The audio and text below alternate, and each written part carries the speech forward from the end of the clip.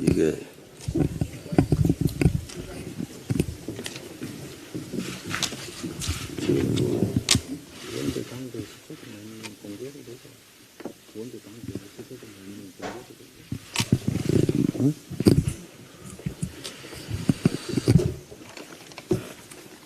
네, 지금 송원석 원내대표와 장동혁 당대표께서 서초동 특검 사무실 앞에 조사를 마치고 나온 우리 추경호 전 원내대표를 기다리라 오늘 원내대책회의는 제가 주재를 하도록 하겠습니다.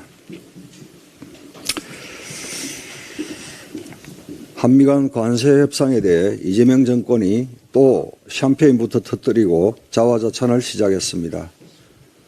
그런데 지난 8월에도 합의문이 필요 없을 정도의 잘된 협상이라고 했는데 알고 보니 실패한 협상이었습니다. 국민은 이번에도 이런 일이 벌어질까 노심초사하고 있습니다.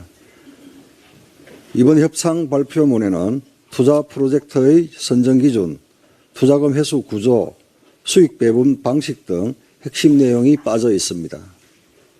특히 자동차 관세의 명확한 인하 시점과 소급 적용 여부가 확정되지 않았고 반도체 품목 관세에 대한 불확실성도 여전합니다. 정부는 반도체 관세는 대만보다 불리하지 않게 합의됐다고 발표했지만 불과 하루 만에 러터닉 미 상무장관이 반도체 관세는 한미 합의에 포함되지 않는다고 밝혔습니다. 도대체 누구 말이 맞습니까? 그러니 정부가 이번 협상 결과 합의문을 공개하지 못하는 것입니까? 세부 조율 과정에서 치밀한 산업별 전략과 협상 추적 관리 체계가 필요합니다. 특히 외환 시장의 변동성이 커지고 있는 만큼 통화스와프 협정 재개, 외환 보유액 확충 등 안정장치도 시급히 준비해야 합니다. 혹여나 불리한 조건을 감춘 채 성과 홍보에 몰두한다면 환율, 금리, 투자 모두 흔들리는 복합위기를 초래할 수 있습니다. 협상은 우리에게만 유리할 리 없습니다. 정부는 국민에게 유리한 부분만 내세우고 불리한 부분은 감추는 정치에서 벗어나야 합니다. 이재명 정권은 지금이라도 합의문을 공개하십시오. 그리고 법 제정과 투자 절차에 따른 후속 조치도 철저히 준비하시기 바랍니다. 배당소득 분리과세 정책 혼선과 관련해서 한 말씀 드리겠습니다. 이재명 정권과 민주당이 부동산 정책에서 보여준 오락가락 갈짓자 행보가 이제는 배당소득 분리과세 문제로까지 번지고 있습니다. 더불어민주당이 주택 공급 확대를 위해 제초한 폐지를 검토한다더니 며칠 뒤엔 검토한 적 없다고 말을 바꾸었습니다. 전현희 최고위원은 그린벨트 해제를 검토한다더니 그 직후 박수영 대변인은 사실이 아니다라고 말합니다. 도대체 누구 말이 맞습니까? 그런데 이번에는 배당소득 분리과세에서도 똑같은 혼선이 빚어지고 있습니다.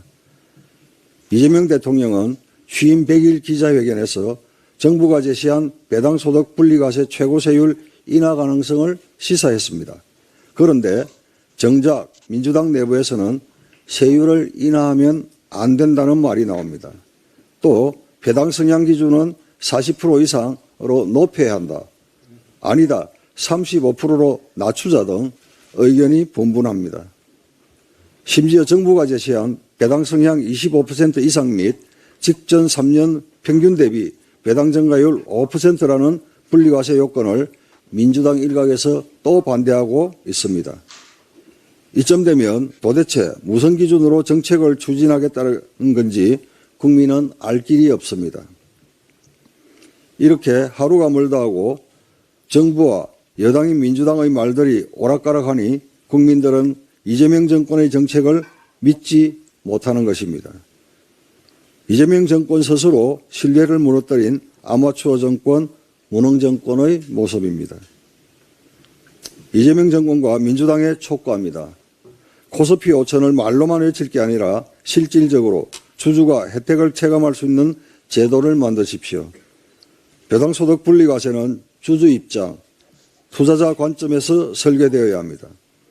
이미 국민의힘은 배당소득 2천만 원까지는 세율을 9%로 낮추고 최고세율 역시 25%까지 인하는 분리과세 실질적 대안을 제시했습니다.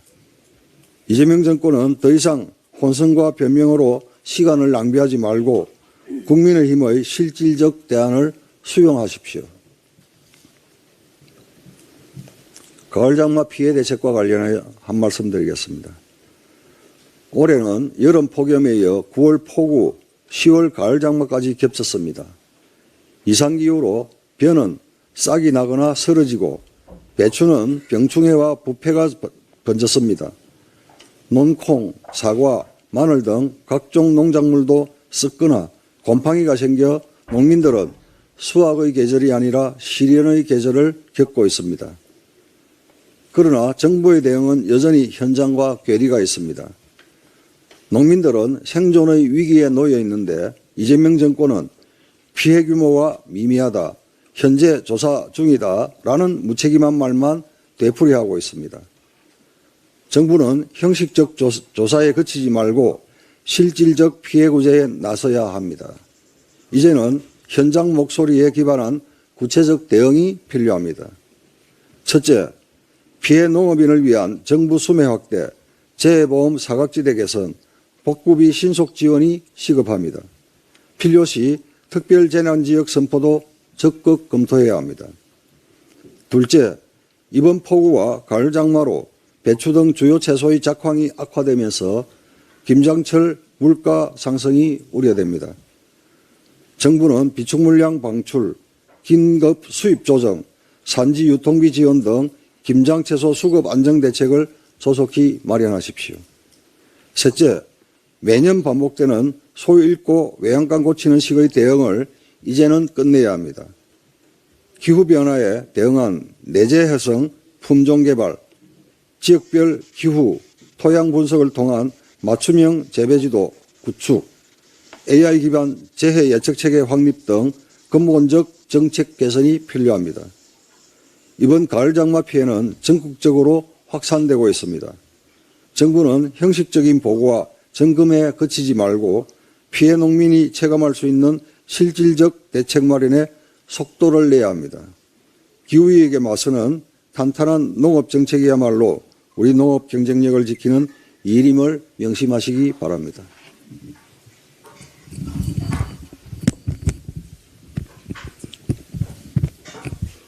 운용수석입니다. 최근 바이낸스 글로벌이 국내 거래소 고팍스를 인수하며 사실상 한국 시장에 재진입하였습니다. 바이낸스 글로벌은 국적이 불명하고 바이낸스 글로벌은 국적이 불분명하고 실체가 확인되지 않는 무국적 거래소로 국내 금융당국의 감독망에서 벗어나 있습니다. 바이낸스는 과거 자금 세탁과 범죄 조직의 자금 은닉 통로로 적발되어 처벌받은 전력이 있고 미국과 일본 등 주요국에서는 이미 제재를 받거나 퇴출된 바 있습니다.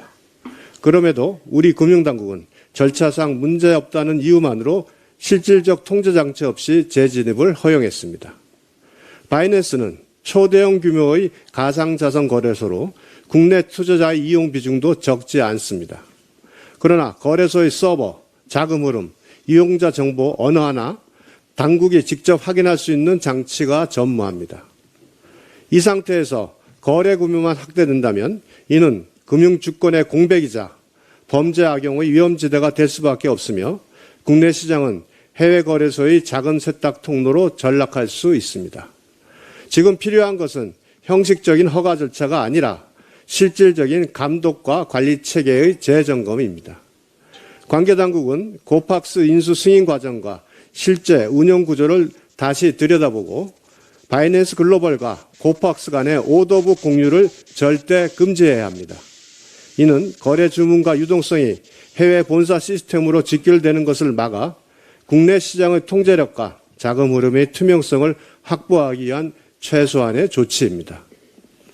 국내 투자자 자금의 분리 보관과 정보 접근권 확보가 전제되지 않는 한 바이낸스 글로벌의 국내 영업은 허용되어서는 안 됩니다.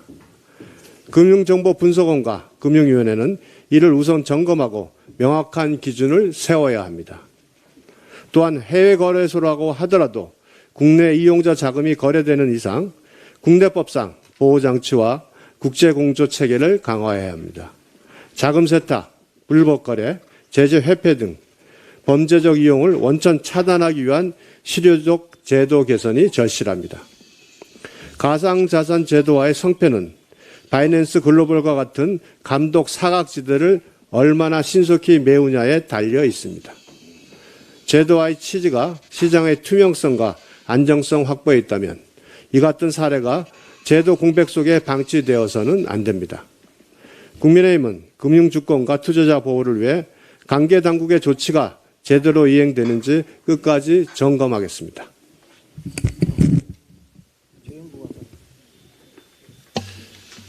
예, 국회 과학기술정보방송통신위원회 국민의힘 간사 최영두입니다.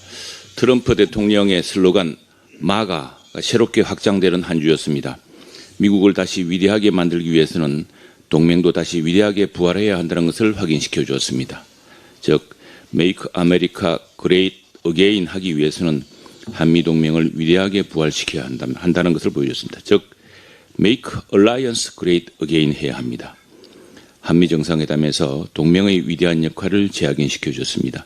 한국의 조선산업, 과학기술, 반도체 모든 영역에서 우리나라는 이제 미국에 가장 신뢰할 만한 동맹이 되었고 미국을 위대하게 하기 위해서는 대한민국의 조선, 과학, 기술, 반도체 없이는 불가능하다는 것을 보여줬습니다. 이는 광복 80주년 대한민국의 대도약 기적 덕분이었습니다. 시대를 앞서 나간 지도자들, 세계가 부러워하는 혁신의 기업인들, 혁신의 거인들, 기업인들, 그리고 세계 어느 나라 국민보다도 교육열 높고 우수한 우리 국민들이 함께 이룬 거대한 산업화, 제조국가의 유산 덕분에 우리는 경랑의 관세전쟁, 기정학적 갈등 속에서 새롭게 전 세계의 주목을 받을 수 있었습니다. 한미정상회담을 통해 한미원자력협정 개정, 핵추진 잠수함 건조, 한미과학기술위원회 재개가 가능해지면서 소관 상임위원회인 과학기술정보방송통신위원회 역할도 더욱 커졌습니다. 그런데 현실은 어떻습니까? 국민의 눈높이를 한창 벗어난 혼사 논란, 방송사 편집 책임자 퇴장 명령 논란, 진보 언론인 유튜브 차단 시도 논란까지 루적lus졌습니다. 과학기술정보통신위원회는 22대 들어 법사위와 함께 가장 많은 회의 일수를 기록했습니다. 문제는 내용입니다.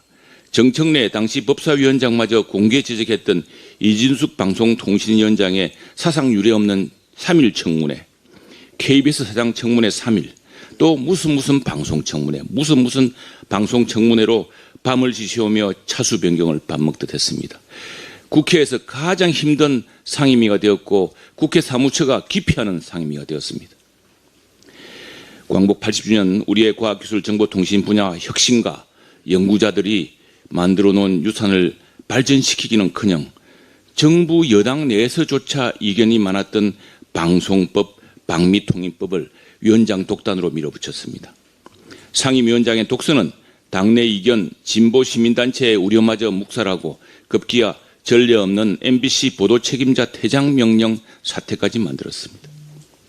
헌법재판소 문형배 권한대행 소장대행 김형두 재판관이 이진숙 방통위원장 탄핵소추 때 지적했듯이 국회는 왜 통신위원회를 추천하지 않아서 방송통신위원회를 일을 못하게 하는가 지적한 바 있습니다. 최민희 위원장이 이끄는 바로 더불어민주당이 이끄는 국회가 방송통신회와 방송통신위원회의 기능을 중단시켜놓고 2인 체제 논란으로 적반하장의 시절을 보내왔습니다. 이제 국감은 끝났지만 AI 과학기술정보방송통신을 담당하는 우리 상임위의 역할은 한미정상회담 이후에 새로운 과제를 떠안았습니다. 방송법 개정 이후에 이제 방송사 사장, 방송보도 책임자, 편성 책임자를 교체하는 또 대폭풍이 시작될 것입니다. 방미통이라는 새로운 기구를 둘러싼 논란도 가중될 것입니다. 진보단체까지 걱정하는 정보통신망법 개정 논란도 새로운 또 갈등의 소재가 될 것입니다.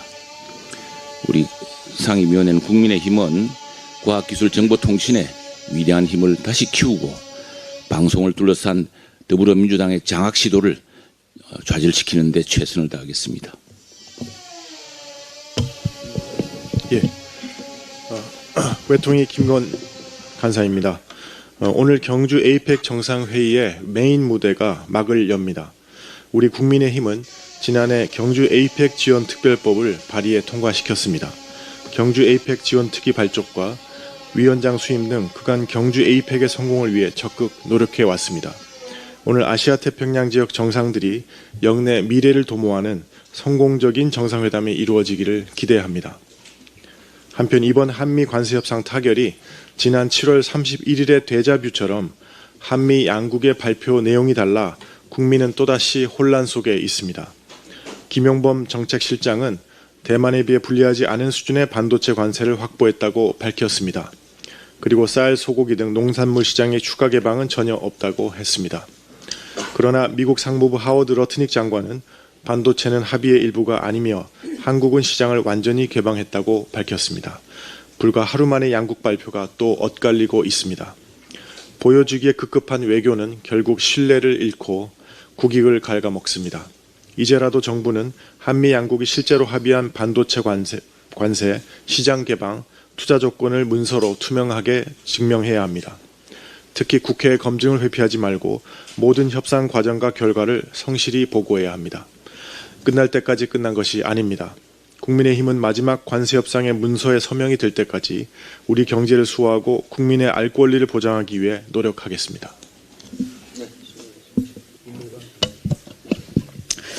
보건복지위원회 김미애입니다. 이재명 정부는 청년을 위한 연금 개혁을 할 의지가 없습니다. 비겁하기 짝이 없습니다. 더 주겠다는 듣기 좋은 말만 하는 게 어떻게 개혁입니까? 보건복지 국정감사에서 이재명 정부의 지속 가능성 방안은 부끄러울 정도로 허접했습니다. 수익률 제고, 국고 투입이 전부입니다. 자동 조정 장치는 찬반 의견이 있으므로 검토하겠다는 겨우 끼워넣기 하고 있습니다. 개혁은 기득권의 양보와 희생이 필요합니다. 당연히 고통스럽습니다. 그러나 지금 하지 않으면 후세대가 감당할 수 없는 부담이기에 해야 하는 것입니다. 문제를 직시해야 합니다. 비겁하게 피한다고 해결되지도 않습니다.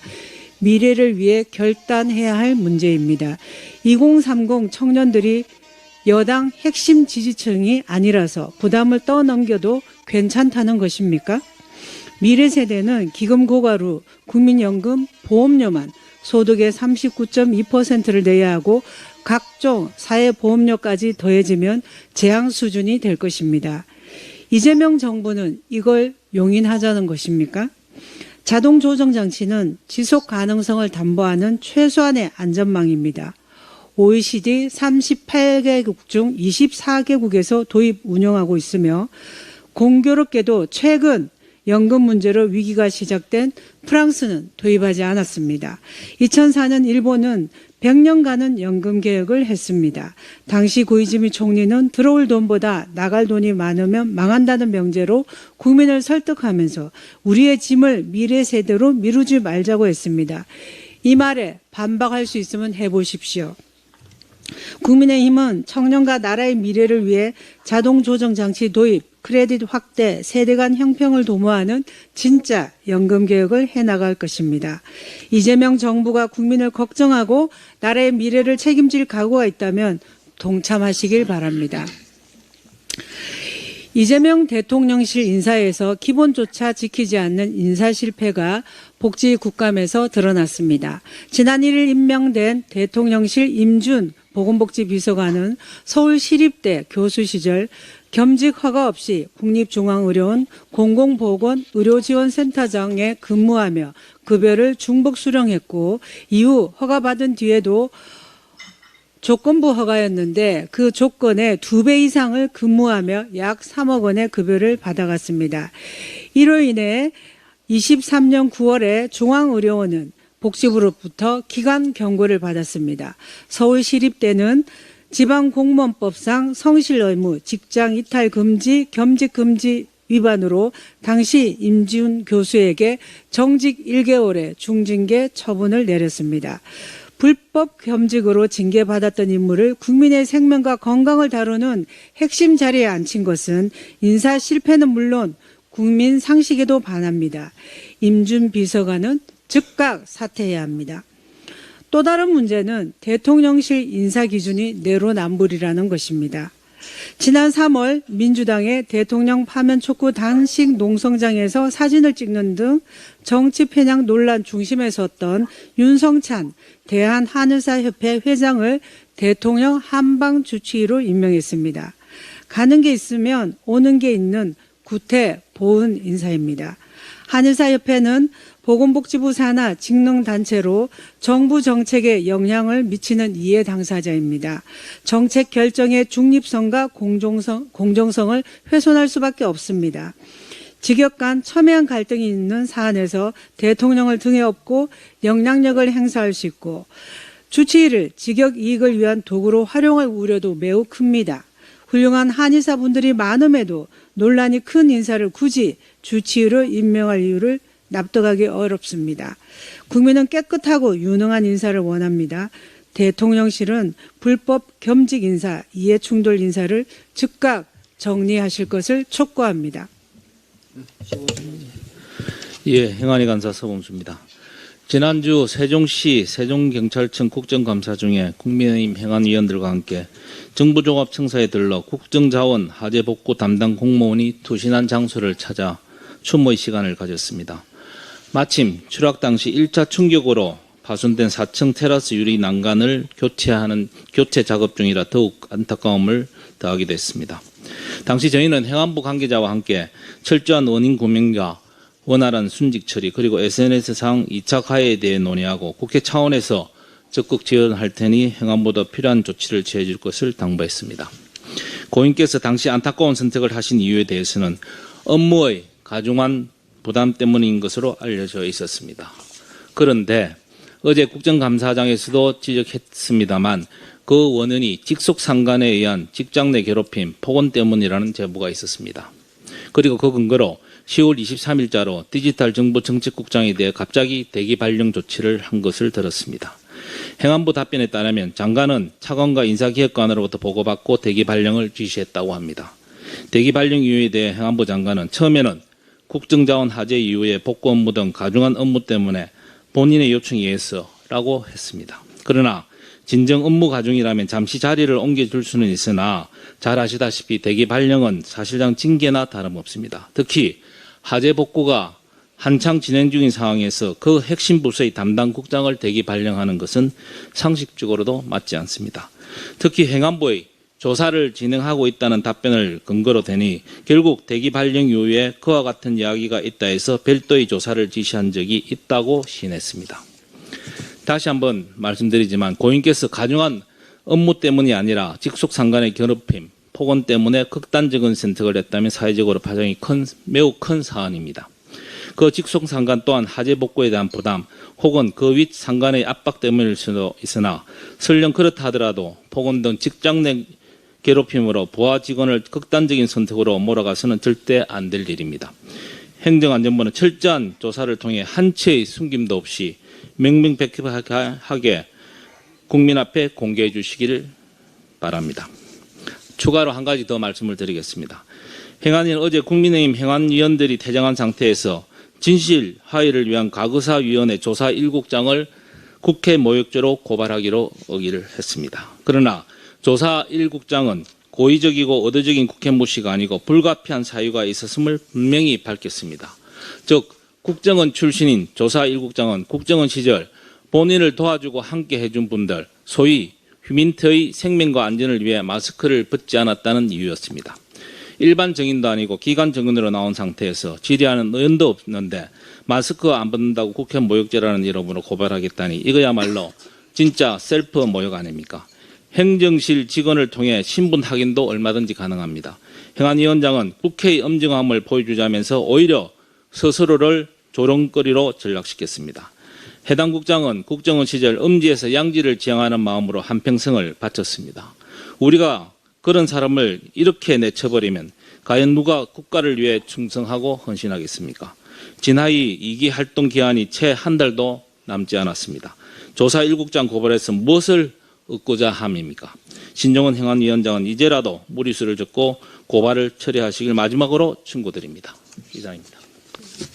발언하실 의원님 안 계십니까? 네. 수고하셨습니다. 마스크 쓰고. 보이는 정치는 모든 진영의 목소리를 투명하게 보여드립니다. 판단은 시청자의 몫입니다.